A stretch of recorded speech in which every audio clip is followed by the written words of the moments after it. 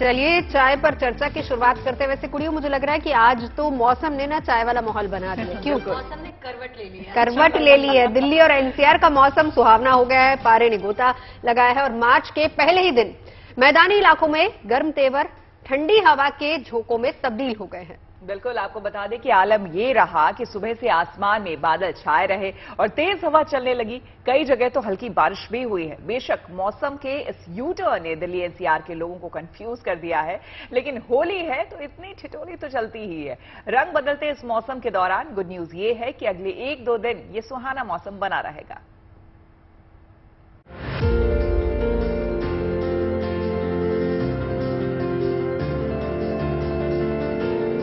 कहीं फागुन की फुहार है तो कहीं बर्फबारी की सौगात।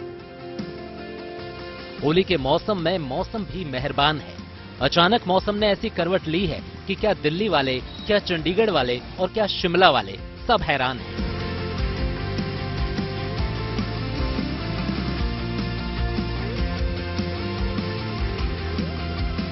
मार्च के पहले दिन जब दिल्ली वालों की आंख खुली तो आसमां पर बदरी छाई थी, फिजाओं में ठंडक थी और हर तरफ सुहाने मौसम का सुकून था।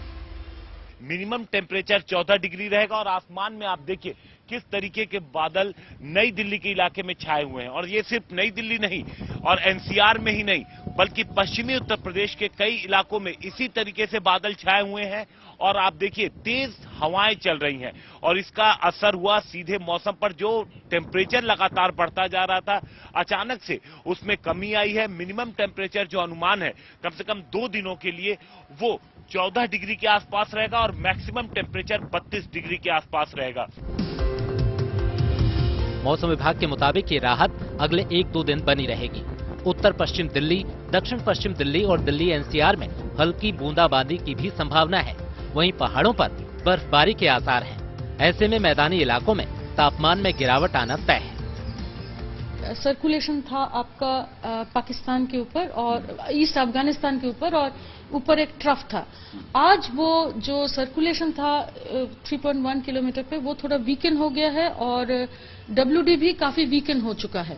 तो ये जो क्लाउड मास जो मूव कर रहा है वो वेस्टर्न डिस्टर्बेंस के साथ साथ वो धीरे धीरे ईस्टवर्ड जा रहे हैं। मगर ये पैच अभी भी आके आपका ये नॉर्थ राजस्थान, पंजाब और हरियाणा में भले ही कम बारिश हो मगर थोड़ा क्लाउडिंग टेम्परेचर फॉल में काफी मदद करेगा। फरवरी ने जहां गर्मी के सारे रिकॉर्ड तोड़ दिए थे, वहीं मार्च का महीना ठंडी बयार की सौगात लेकर आया है। होली करीब है और मौसम भी मेहरबान, लिहाजा गर्मी भूल जाइए और मौसम की इस ठिठोली में, ठंडी हवाओं की इस मस्ती में खो जाइए। ये जो मौसम में परिवर्तन है इसका अनुमान पहले से ही था और वजह बताई जा रही थी वेस्टर्न डिस्टर्बेंस, और इसका असर पहाड़ के इलाकों पर भी देखने को मिलेगा। कुछ जगहों पर बर्फबारी का भी अनुमान है और दिल्ली समेत पश्चिमी उत्तर प्रदेश में इस तरीके का मौसम अगले 2 दिनों तक बना रहेगा। तो हम ये कह सकते हैं कि अगले 2 दिनों तक जिस तरीके की गर्मी दिल्ली और एनसीआर के लोग झेल रहे थे उससे उन्हें राहत रहेगी। कैमरामैन अंकित खंडेलवाल के साथ हिमांशु मिश्रा, दिल्ली। मैदानी इलाकों में छाए बदरा, पहाड़ों में बर्फबारी की खबर लेके आए हैं।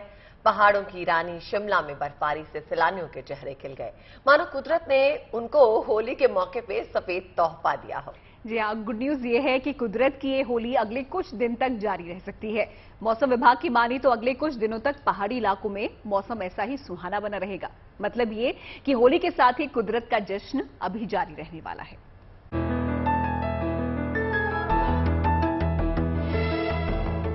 ये शिमला के मंढोल का नजारा है। खूबसूरत वादियां, बर्फबारी, खिले चेहरे। शिमला की इस ताजा बर्फबारी ने इन वादियों की रंगत ही बदल दी है। ऊंचाई वाले इलाकों में बर्फ की चादर बिछी है। आसमान से गिरते बर्फीले फाहों ने यहाँ की फिजाओं में मस्ती के रंग भर दिए हैं और सैलानी खुशी से झूम रहे हैं। जाहिर है इस वक्त का इन सैलानियों को बेसब्री से इंतजार भी था। महीना भले ही मार्च का है, लेकिन शिमला के मौसम ने ऐसा यू टर्न लिया कि इन पहाड़ों का नजारा ही बदल गया और सैलानियों की बल्ले बल्ले हो गई।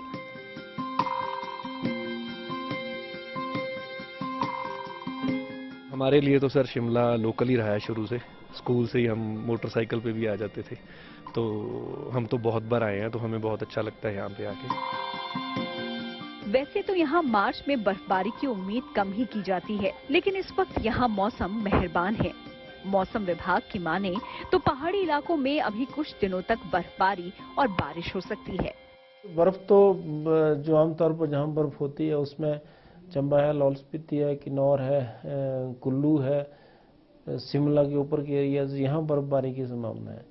और बाकी के जो प्रदेश के एरियाज हैं वहाँ पे आमतौर पर बारिश होगा और कुछ जगह पे बादल भी रह सकते हैं। और साथ साथ में हो सकता है कि एक दो जगह पे थंडरस्टॉर्म एक्टिविटी या बीच में ओलावृष्टि भी होने की संभावना। जाहिर है पहाड़ों पर बर्फबारी से जहां सैलानियों के चेहरे खुशी से चमक उठे हैं, तो वहीं स्थानीय कारोबारी भी खुश हैं। इन्हें उम्मीद है कि खुशनुमा मौसम की वजह से अभी और सैलानी शिमला की इन खूबसूरत वादियों का रुख करेंगे। Bureau report, good news today. और चलिए बात करते हैं शिमला की। शिमला की तरह देखिए हिमाचल प्रदेश के लाहौल स्पीति का भी नजारा अच्छा दिखाई दिया। यहाँ चारों तरफ कुदरत ने सफेद चादर बिछा दी। पहाड़ बर्फ से लद गए, पेड़, सड़क, मकानों की छतों पर बर्फ ने डेरा जमा लिया। हालांकि बर्फ देखने की तमन्ना लिए यहाँ पहुंचे तमाम सैलानियों को ये मौसम बेहद रास आ रहा है, क्योंकि उनकी ये मन्नत पूरी हो गई है। उत्तराखंड में तेजी से बदलते मौसम को देखते हुए अगले 48 घंटों के लिए येलो अलर्ट जारी किया गया है। देवभूमि के कई जिलों में भारी बारिश, बर्फबारी और तेज हवाओं की आशंका जताई जा रही है। मौसम विभाग की चेतावनी के बाद अब प्रशासन ने लोगों से ज्यादा ऊंचाई वाले इलाकों में न जाने की अपील की है और साथ ही मौसम विभाग के अलर्ट के बाद प्रशासन ने किसी भी चुनौती से निपटने के लिए अपनी तैयारियां पुख्ता कर ली हैं। देवभूमि उत्तराखंड में मौसम ने एक बार फिर करवट बदली है। हिमालय की गोद में बसे उत्तराखंड में मौसम का यूं बदलना कोई नई बात नहीं है।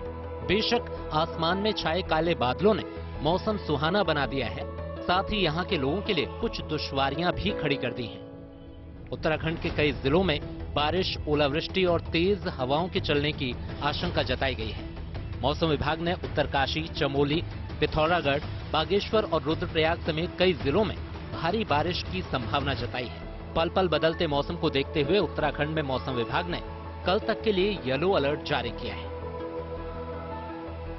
हल्की या बहुत हल्की बारिश है या रेन थंडरस्टॉर्म एक्टिविटी जो है, तो वो जो हमारे अंदर के डिस्ट्रिक्ट है उत्तरकाशी, चमोली, पिथौरागढ़, बागेश्वर या रुद्रप्रयाग और इसके साथ ही जैसे देहरादून, टेहरी का भी जो पहाड़ी इलाका है, तो उसमें जो है रेन थंडरस्टॉर्म एक्टिविटी आज वो देखने को मिलेगी।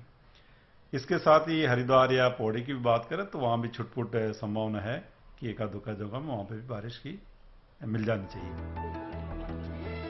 मौसम विभाग की इस आशंका के बाद प्रशासन भी तैयारियों में जुट गया है। साथ ही लोगों को ज्यादा ऊंचाई वाले इलाकों में न जाने की हिदायत दी गई है। हालांकि गुड न्यूज ये है कि पहाड़ों की बर्फबारी ने मैदानी इलाकों की फिजाओं में ठंडक घोल दी है। देहरादून से अंकित शर्मा के साथ bureau report, good news today. आपको बता दें कि सात समंदर पार भी कुछ ऐसा ही नजारा है। अमेरिका के कई राज्यों में भारी बर्फबारी हुई है। कुदरत के इस करिश्मे ने कई शहरों की रंगत बदल कर रख दी है।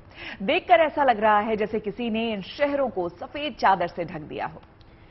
यूरोप के देश स्पेन में भी मौसम लोगों का इम्तिहान ले रहा है। यहाँ पर रेस्टोरों के बाहर लोगों के बैठने के लिए लगी कुर्सी टेबल तक इस वक्त जमी हुई है। कड़ाके की ठंड के बावजूद यहाँ पर जिंदगी गुलजार है।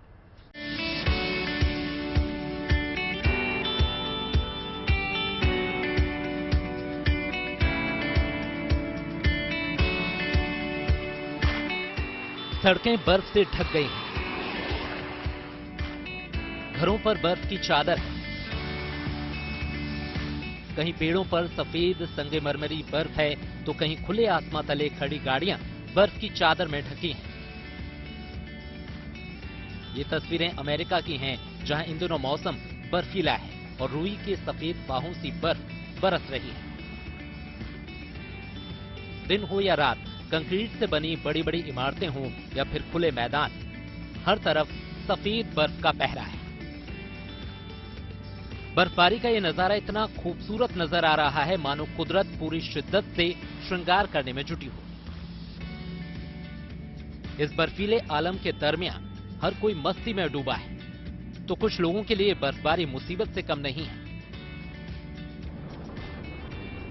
अमेरिका में बर्फबारी की वजह से कई रास्ते बंद हो गए, जिन्हें खोलने के लिए सड़कों पर जमी बर्फ हटाने का काम भी जोर शोर से जारी है। अमेरिका में जहां जोरदार बर्फबारी हो रही है, तो वहीं स्पेन में भी हालात कुछ अलग नहीं है। स्पेन के ऊपरी इलाकों में भी बर्फबारी का दौर जारी है। दूर दूर तक सफेद बर्फ की चादर बिछी है। सड़कों से लेकर मैदानों तक बर्फ ही बर्फ है। एक तरफ बर्फ है तो निचले इलाकों में बारिश और तेज हवाओं का दौर जारी है। कई इलाकों में तो तेज बारिश के बाद सड़कें धंस गई हैं, जिन्हें मशीनों की मदद से दोबारा ठीक किया जा रहा है। जाहिर है, तेज बारिश और हवाओं की वजह से कई इलाकों में पावर कट जैसी परेशानियां भी पैदा हो गई हैं। फिलहाल कई इलाकों में पारा -6 डिग्री है। स्पेन के मौसम विभाग ने तेज बर्फबारी और कपा देने वाली ठंड की आशंका जताई है। मौसम विभाग के मुताबिक स्पेन में पारा -15 डिग्री तक जा सकता है। Bureau report, good news today. Nandgaon लेकर चल रही हूं, जहां लठमार होली की उमंग हर तरफ छाई है। यहां के रंग देखते ही बनते हैं, बाकी रंग अदिति बताएंगे। और इस होली में थोड़ी शरारत छिपी है, जैसे अभी गुप्ता की बातों में दिख रही थी। तो थोड़ी ठिठोली, थोड़ी शरारत जब बढ़ जाती है, फिर होरियारों को लगती है प्यार भरी थपकी। यही वजह है कि होली का यह अद्भुत अनोखा रंग पूरी दुनिया में मशहूर है। देखिए कान्हा की नगरी की उमंग, जो सबको एक ही रंग में रंग लेती है, प्रेम और अपनेपन से सराबोर कर देती है। होली के रसिया की जय, ओ राधा रानी की जय, ओ छोटे सारे की जय।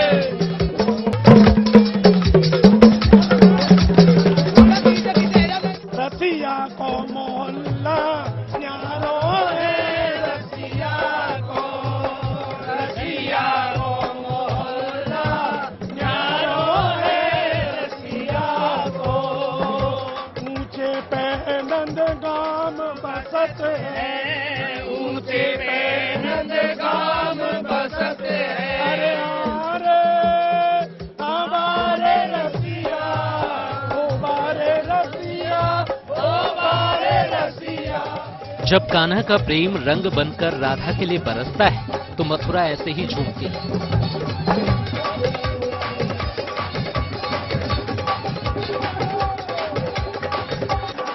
जब राधा का प्यार कान्हा से मिलने को उमड़ता है, तो कान्हा की नगरी ऐसे ही थिरकती है।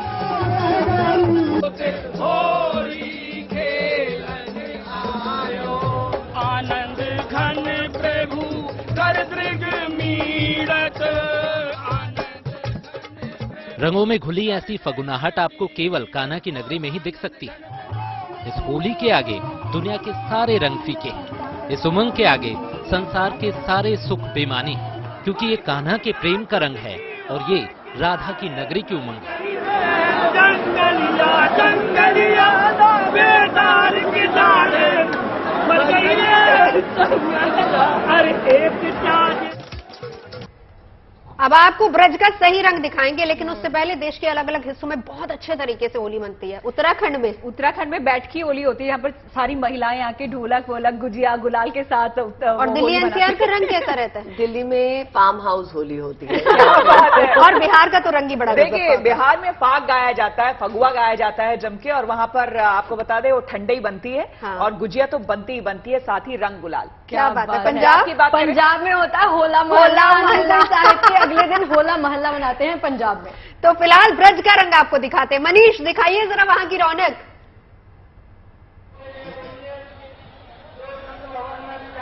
जी बिल्कुल, ब्रज में है हम और फिलहाल नंदगांव में है, और वसूली करने के लिए बरसाना के लोग आज नंदगांव पहुंचेंगे। कहानी ये कही गई थी कि जब पहली बार कृष्ण ने निमंत्रण स्वीकार किया, कहानी बताऊंगा, आप तस्वीरें भी देखते जाइए, कि जब पहली बार कृष्ण ने निमंत्रण स्वीकार किया होली खेलने का बरसाने में, और होली खेलने गए तो लठमार हुई बहुत तेजी से हुई, जिसके बाद वो सरेंडर करके वहां से भाग गए, और भागते भागते वो फाग यानी कि उपहार देना भूल गए बरसाना की महिलाओं का। वही महिलाएं अब अगले दिन नंदगांव पहुंचती हैं अपना फाग लेने के लिए, अपना नेक लेने के लिए, अपना उपहार लेने के लिए। लेकिन जब यहाँ पहुंचती हैं तो जो पुरुष बरसाना में एक दिन पहले पिटे थे, उनकी महिलाओं ने कहा कि आज हम बदला लेंगे, और उसी के चलते अब ये जो दूसरी लठमार होली है वो नंदगांव में यानी कि कृष्ण के गांव में होती है। माहौल पूरा सज चुका है। हालांकि ये जो नंदगांव की होली है बहुत कंट्रोल तरीके से आपको इसमें जो तस्वीरें हैं वो दिखाई पड़ रहे होंगे। एक खाली सा मैदान है और इसी मैदान के अंदर कुछ ही देर में लठमार होली शुरू होगी और इस मैदान के बाहर बैरिकेडिंग के चारों तरफ जो आप देख रहे हैं वो लोग हैं, ठसाठस भरे हुए हैं। सामने आपको एंट्री गेट दिखाई पड़ रहा है, बिल्कुल जहां साथ ही से साथ लगातार बस मनीष अंदर ही आ रहे हैं। मनीष ये भी बता दीजिए, देखिए बहुत सारे लोग हैं देश से हमारे और विदेश से भी लोग यहाँ पर आते हैं खास करके इस उत्सव को देखने के लिए, लेकिन ये जो बैरिकेडिंग बनी हुई है इसमें जो महिलाएं और पुरुष जो लठमार होली यहाँ खेलेंगे, तो क्या वो जो महिलाएं होती है वो कौन होती है? क्या वो बाहर के भी लोग हो सकते हैं जो कि देखने आए हैं दर्शक, उनमें से भी कोई हिस्सा बन सकता है इस त्योहार का? नहीं, देखिए ये पहले से ही फिक्स होता है। गोसाई परिवार होता है, उन्हीं परिवारों की महिलाएं होती हैं और उन्हीं परिवार के दूसरी तरफ के पुरुष होते हैं। तो हर कोई इसमें हिस्सा नहीं ले सकता, बाकी सबको दर्शक ही बनना होता है। और कौन लोग लठ चलाएंगे, कौन लोग डिफेंसिव मोड में रहेंगे, ये सब कुछ पहले से तय होता है, क्योंकि ये बात दो ससुराल वालों के बीच की है, समधियों के बीच की बात है। बरसाना वाले नंदगांव को अपने ससुराल मानते हैं, नंदगांव वाले बरसाना को अपनी ससुराल मानते हैं। तो ये दो समधियों के बीच की बात है, इसमें कोई भी बाहर से आकर हिस्सा नहीं ले सकता। धीरे धीरे आप देखिए मैदान में लोग पहुंचने लगे हैं, जो होरियारे हैं वो पहुंचने लगे हैं अपने कवच के साथ, डिफेंसिव सिस्टम के साथ। और ऐसे ही अब धीरे धीरे आप देखिए चारों तरफ से रास्ता बनना शुरू होगा बिल्कुल लठमार महिलाओं के लिए। तो व्रत की होली की तो बात ही अलग है, रंग ही अलग है। भले ही बुधवार को अभी होली है, एक हफ्ते का समय इसमें बाकी है, लेकिन वहां पर जो रंग हैं वो पिछले कई दिनों से चल रहे हैं और उसकी तस्वीर जीएनटी पर हम देख भी रहे हैं। लेकिन रंग और उमंग के त्योहार होली में एक हफ्ते का वक्त बाकी है। जैसा कि शगुप्ता ने अभी आपको बताया था कि बुधवार को है होली, होली कब है, लिहाजा बाजार में उसकी रौनक अभी से देखी जा रही है। रंग गुलाल पिचकारियों की दुकानें इस वक्त सज चुकी हैं। आपको बता दें कि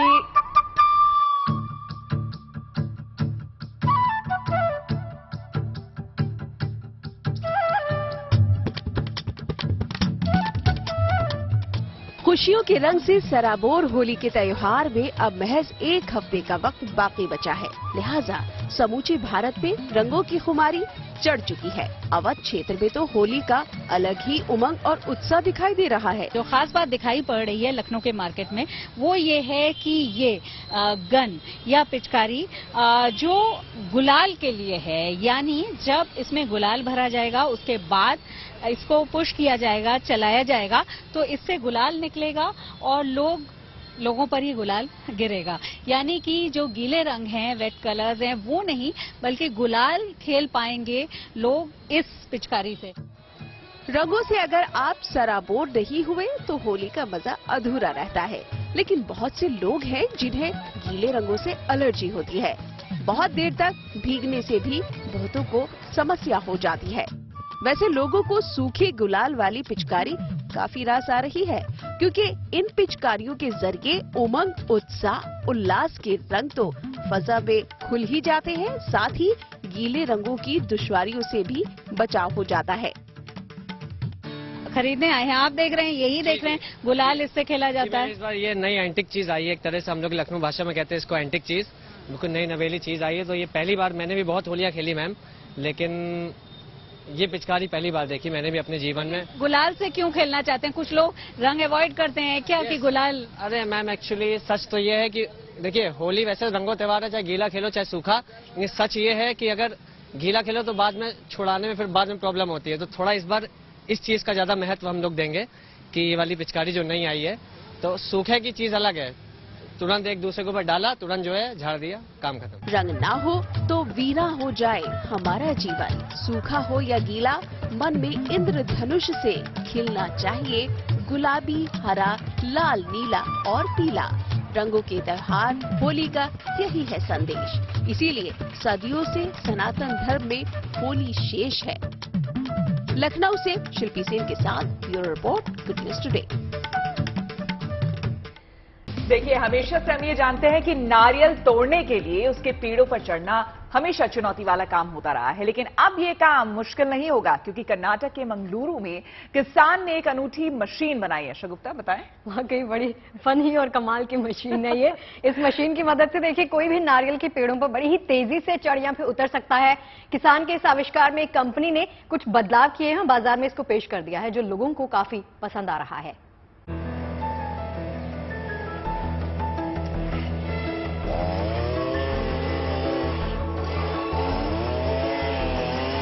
कहते हैं आवश्यकता ही आविष्कार की जननी है। मंगलुरु के किसान ने इस कहावत को एक बार फिर सच कर दिखाया है। किसान गणपति भट्ट ने एक ऐसी बाइक बनाई है जो सड़क पर नहीं चलती, हवा में नहीं उड़ती, बल्कि उनकी बनाई बाइक तो पेड़ों पर उड़ान भरती है। किसान गणपति भट्ट ने सीधे सपाट पेड़ों पर चढ़ने वाली खास बाइक तैयार की है। दावा है कि ये ट्री बाइक 60 से 80 किलोमीटर प्रति घंटा की रफ्तार से पेड़ पर चढ़ सकती है। महज 30 सेकंड में ये पेड़ के शिखर तक पहुंच जाती है। और तो और औसतन 1 लीटर पेट्रोल में इस बाइक से 80 पेड़ों पर चढ़ा जा सकता है। यानी मेहनत, समय और पैसे सबकी बचत ही बचत है। अभी तक किसानों को पेड़ पर चढ़ने में करीब 10 मिनट लगते थे, लेकिन इस ट्री बाइक के जरिए अब महज 30 सेकंड्स में पेड़ के शिखर तक पहुंचा जा सकता है।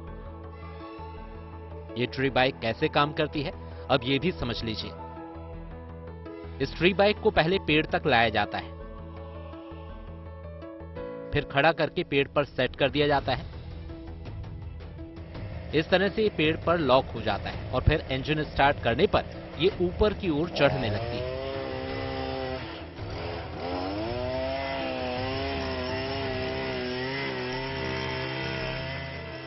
नारियल और सुपारी के पेड़ों पर चढ़ना शुरू से मुश्किल काम रहा है, क्योंकि ये पेड़ आमतौर पर सीधे और चिकने होते हैं। ऊपर से बरसात के दिनों में सुपारी और नारियल के पेड़ों में कीड़े लगने की आशंका बढ़ जाती है। ऐसे में पेड़ों पर कीटनाशक का छिड़काव करने के लिए उसे लेकर चढ़ना मुश्किल भरा होता है। लेकिन अब इस ट्री बाइक ने तमाम मुश्किलों को पीछे छोड़कर ऐसे पेड़ों पर चढ़ना आसान बना दिया है।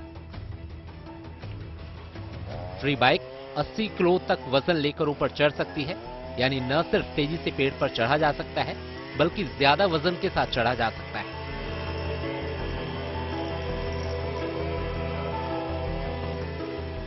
Bureau report, good news today. Rajasthan के लिए गुड न्यूज है। जयपुर के चर्चित एसएमएस अस्पताल में अब रोबोटिक सर्जरी हो सकेगी। इसके लिए रोबोट्स आ चुके हैं और मेडिकल स्टाफ की ट्रेनिंग शुरू हो गई है। और इसके जरिए कई जटिल बीमारियों में सर्जरी करने की बात कही जा रही है। और साथ ही साथ अच्छी बात यह है कि मरीज को इसका खर्चा नहीं देना होगा।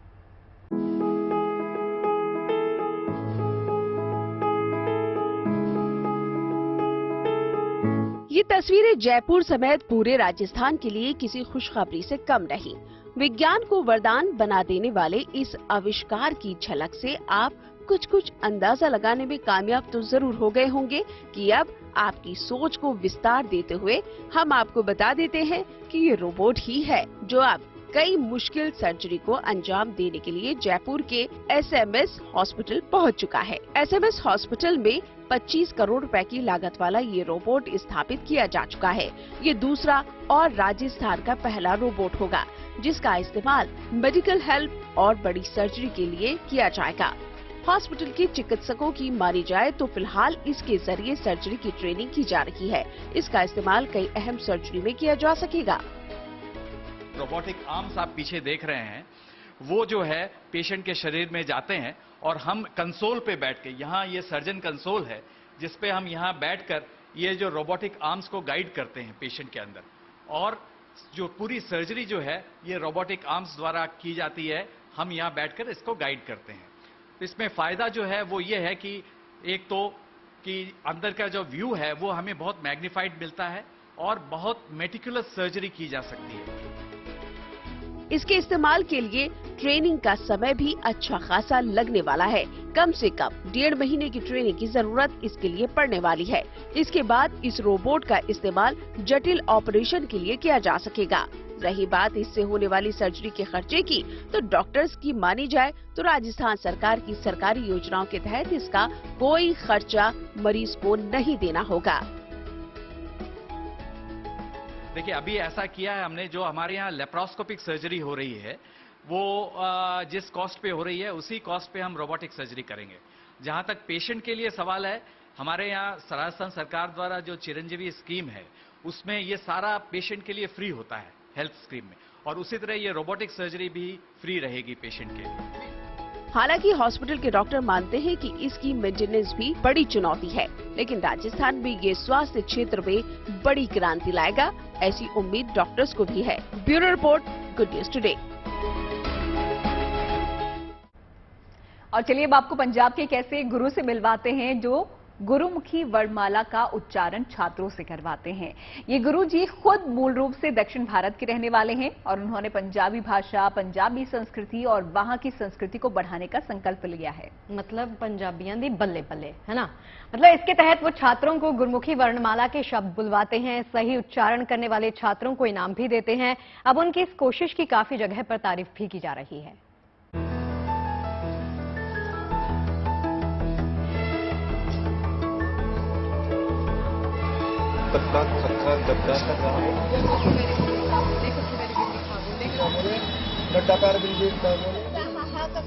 कहते हैं कि साहित्य वो माध्यम है जो संस्कृतियों को आपस में जोड़ता है। भाषा कोई भी हो वो दूरी नहीं बनाती, बल्कि लोगों को एक दूसरे के करीब लाने का काम करती है। इस बात को 47 साल के समाजशास्त्र के सहायक प्रोफेसर पंडित राव से बेहतर शायद ही कोई समझ सके, क्योंकि प्रोफेसर राव पिछले 13 सालों से गुरुमुखी भाषा की मदद से संस्कार जगाने और पंजाब में जारी गन को खत्म करने के लिए पूरी कोशिशों में लगे हैं। पंडित राव की इस खास पाठशाला में छात्र गुरुमुखी वर्णमाला का पाठ पढ़ते हैं, उसे सीखते हैं और इस भाषा की मदद से उस साहित्य के दर्शन करते हैं जो बारूद और नशे की गंध में कहीं खो गया है। जब आप उस परमात्मा की भाषा, जो एक परमात्मा के साथ जुड़ने वाला भाषा को आप सर पे रखते हैं, ये पंजाबी भाषा उस गुरुमुखी है जो गुरु ग्रंथ साहब की जुबान है। वो गुरु ग्रंथ साहब में हमारे देश में जितना भी संत फकीर है उनकी सारे वाणी इसी भाषा में लिखा गया, इसलिए हमारे देश की भाषा को एकजुट करने का काम करता है। इसलिए मैं ये भाषा को प्यार करता हूँ। पंजाब की भाषा के साथ सभ्यता को बचाने की जो मुहिम प्रोफेसर राव ने शुरू की है वो न सिर्फ अब कामयाब होने लगी है बल्कि उसकी चर्चा भी खूब हो रही है।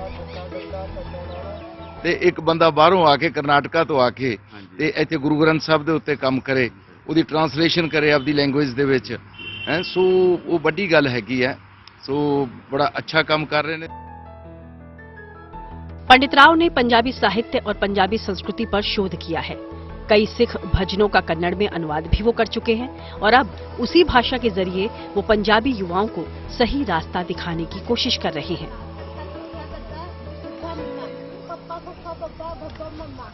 भाषा, संस्कृति और सभ्याचार भाईचारे का प्रतीक है, जो कि सबको एक सूत्र में बांधता है, पिरोता है। पंडित राव पिछले एक दशक से ज्यादा पंजाबी भाषा को सहज रहे हैं और आम लोगों को और छात्रों को इस भाषा के बारे में जागरूक करवा रहे हैं। उसके साथ साथ पंडित राव लचर गायकी को लेकर भी लगातार आवाज बुलंद कर रहे हैं। वीडियो जर्नलिस्ट गिरीश दुर्गापाल के साथ ललित शर्मा, GNT न्यूज, चंडीगढ़। और चलिए बात करते हैं मुंबई में। देखिए, एक दिन पहले गेटवे ऑफ इंडिया आजादी के जश्न का गवाह बना। वहां पर लेजर शो किया गया जिसके जरिए उस ऐतिहासिक दिन को याद किया गया जब हिंदुस्तान से गुलामी का आखिरी निशान मिट गया था। असल में 75 साल पहले 28 जनवरी को अंग्रेजों की आखिरी टुकड़ी गेटवे ऑफ इंडिया से ब्रिटेन के लिए रवाना हुई थी और गेटवे ऑफ इंडिया पर इस ऐतिहासिक दिन का जश्न बड़े ही रंगारंग अंदाज में मनाया गया है।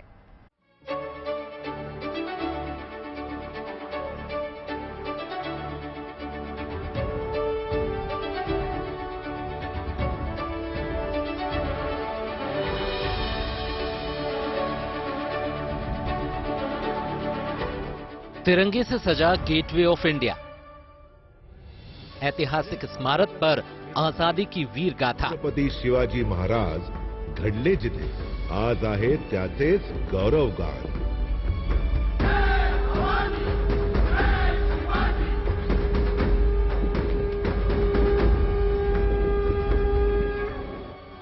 मुंबई ने स्वतंत्रता के लिए अपनी जान की बाजी लगाने वाले वीरों को इस अंदाज में याद किया। महाराष्ट्रात भयंकर उलथापालथीचा भीतीदायक काळ सुरू झाला। खिलजी वंशाचा आक्रमक शासक अलाउद्दीन खिलजी यांनी यादवांच्या देवगिरीवर हल्ला चढवला।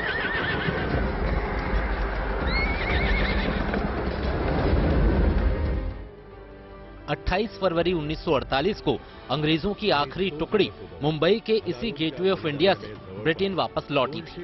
गेटवे ऑफ इंडिया पर इस लेजर शो के जरिए कल उस ऐतिहासिक पल को याद किया गया।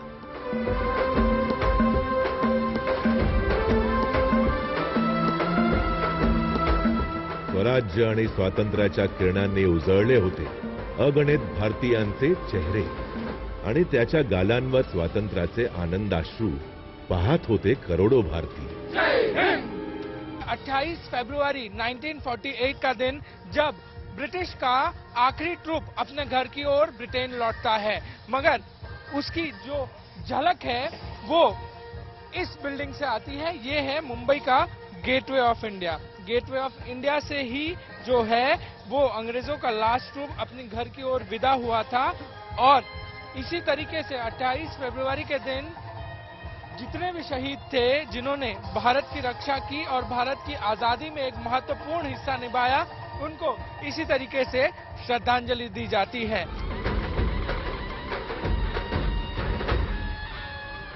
आई जिजाऊ सांगू लागल्या शिवबाला भारत भूमीच्या शौर्यगाथा, रामायण, महाभारत आणि कित्येक वीरांच्या कथा। इस लाइट एंड साउंड शो में छत्रपति शिवाजी महाराज की वीर गाथा दिखाई गई। आणि मराठी मातीची शपथ घेतो यापुढे हिंदवी स्वराज्याची स्थापना हेच माझ्या जीवनाचे लक्ष्य आहे आणि आई जगदंबेच्या कृपेने मी ते मिळवीनच मिळवेन। आमचा संकल्प आहे स्वराज्य आणि केवळ स्वराज्य। आजादी के लिए मराठी वीरों के योगदान को सराहा गया। आजादी के बाद मुंबई के देश की आर्थिक राजधानी बनने की कहानी को भी प्रदर्शित किया गया। इस खास मौके पर महाराष्ट्र के डिप्टी सीएम भी मौजूद थे। गेटवे ऑफ इंडिया के सामने एक रंगारंग कार्यक्रम के साथ इस स्वराज उत्सव का समापन हुआ। चिंगारियां तो निकालो, जो दुश्मन अंधेरा है काला अंधेरा तो उसको तुम आग लगा दो। मिट्टी यही मांगे बरसों से बाकी है कर्ज चुका दो जरा।